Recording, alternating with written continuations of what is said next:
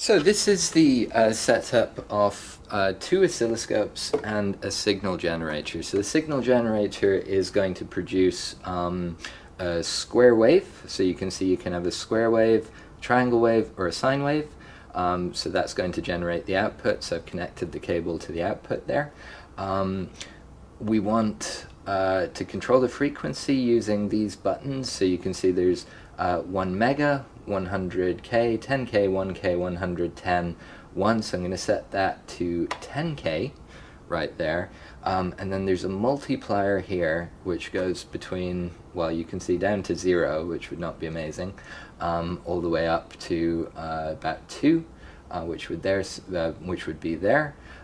So we want to I'm going to just set it roughly here. Now these are not always tremendously accurate, which is why we want to use the oscilloscope anyway.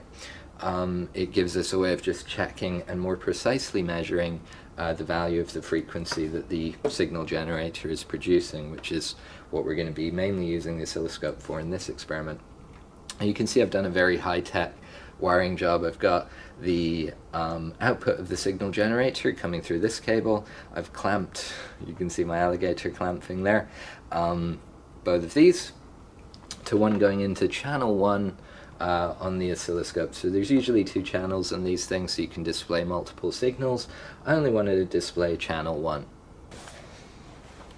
Now, we don't normally need 2 oscilloscopes, and in fact I'm only showing you this one to show you a more modern oscilloscope. Nobody really needs 2 oscilloscopes unless they're Robert Downey Jr. So I have 2 just to show you a kind of modern one, but then we're going to use the more old-fashioned one just so that you get a feel for what each of the controls kind of does. Because of course with the more modern one, it's actually pretty easy to get our signal. So with the more modern oscilloscope, we don't really need, there's a lot of controls on this that we don't actually even need to really use to make the signal appear. Literally there's an auto set button. If I press that, it should take a second, and then it's generated the signal. Now it's a 2-channel one, obviously we have nothing in channel 2, so I'm going to turn channel 2 off. Like that. And then you can adjust things, so you can move the kind of vertical position, and you can use the horizontal, sorry, that's the channel 2 vertical. I can then adjust if I want the volts per division, so that it displays a little larger. I can also adjust the time per division so that it increases the number of waves we get on screen. You can actually see on the screen it gives out readings of the frequency in the bottom right hand corner of the display below the graph, and you can see the volts per division is on the bottom left. So it's 1 volt per division, and we're getting about 3.5 divisions. So this should be producing about 3.5 volts from the signal generator.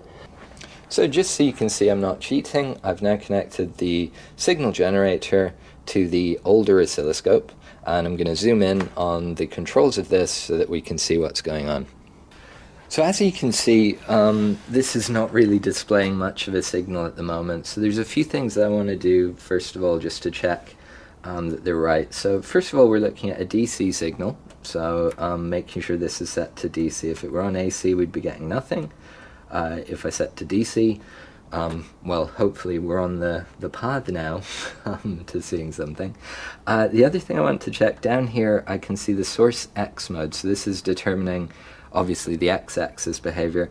That's on channel 2 at the moment. I want to set that to channel 1 so that that's working out. Now, these knobs are the 2 that I'm going to be playing with next. The first thing to make sure is just that the red dial, the calibration one, is turned fully to the right, so that that's working. Now if we look at the volts per division, this is currently set to 0.1. So this is currently set to 0.1. Now we should be getting about, from the other oscilloscope, we remember it's about 3.5 volts. It should be 5, so I'm going to have a look at that in a minute. But if I turn this counterclockwise, you can see, there we go, if I set it to 1 volt per division, I'm now getting 2 traces. So by representing more volts per division on this scale, I'm now able to separate out what was one, very unpleasant looking line into 2 separate ones. Now, as you remember, the oscilloscope's set to about 10 kilohertz, and the time is set to about, I can't tell if that's 2 or 5, it's 2 milliseconds per division. So again, if we're thinking about a wave with a frequency of 10 kilohertz, we probably want to reduce the period, and you can see, there we go.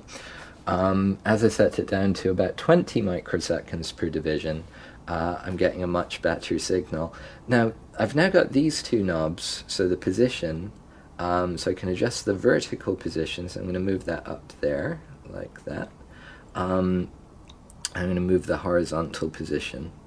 And this is useful if we want to measure, for example, the period of a wave. So you can see here, I've got it so the square wave starts there. It ends there, so you can see that's at kind of 2 boxes, 2 divisions past the end of the box. So this would be 1, 2, 3, 4.2 divisions, and each division represents 20 microseconds. So you'd be able to calculate the period and the frequency from that.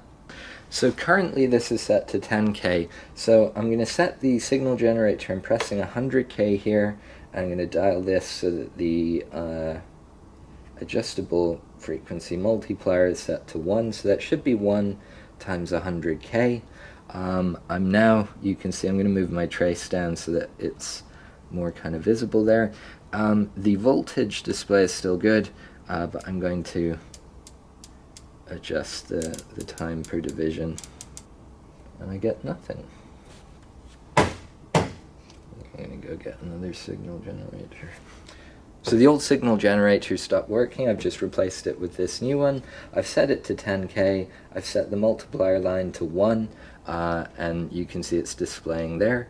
The other thing that we have to do, of course, is set the frequency to 10 Hertz. So I'm going to do that. This is still going to be on 1, and you can see I'll decrease this, and you can see now the wave is the period of the wave is much longer. Now I'm on a 10 millisecond per division setting here, and you can see the kind of behavior. So I'm going to just set this back to 10K to make use of it in a minute. So we'll set that down to there. And just a couple of other settings that we might want to just adjust a little. First of all, I'm going to turn the intensity up for the rest of the experiment, just so that it's hopefully nice and visible on the video. You can also adjust the focus, so I'm going to keep the focus fairly tight because the intensity is pretty big, and that should cover us.